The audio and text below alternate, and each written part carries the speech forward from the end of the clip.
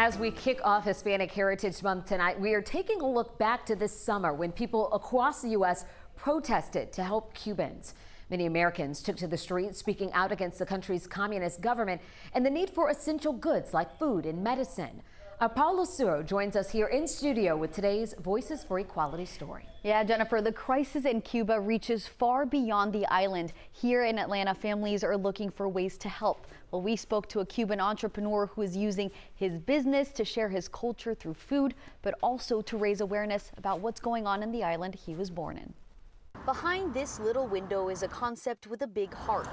There you get a lot of Cuban entrepreneurs. If you really think about it, I mean, they're in a place that is completely killing hopes of any of those things. Ozzie Llanes, a Cuban entrepreneur himself, came to the U.S. when he was 13 years old with a lot of dreams.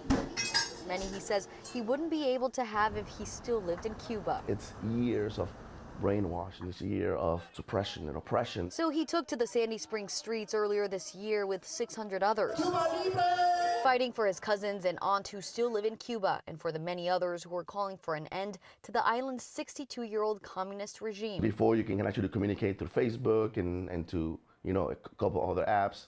Now everything's kind of still in lockdown. Food shortages and deteriorating living conditions drove people to rallies across the nation. Not a single other country has ever had an embargo. Cuba's in a situation where it needs commerce. If they start shooting protesters, governments in Europe who are democratic, you shoot protesters, you're done, no tourists, the regime will collapse and fall overnight. Many asking the White House to provide humanitarian assistance to the country as it faces its worst economic crisis in decades. And they've been on threadbare ice now for about 4 or 5 years, and COVID really hurt them badly because they lost their tourist business.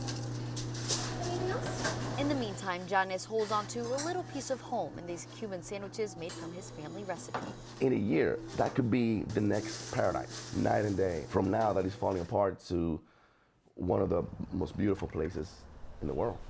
Now, to celebrate Hispanic Heritage Month, I'm hosting an 11 Alive special this weekend. You can watch it Saturday night at 7 p.m. and again on Sunday at 11 a.m. following Meet the Press. Hope you join us right here on 11 Alive.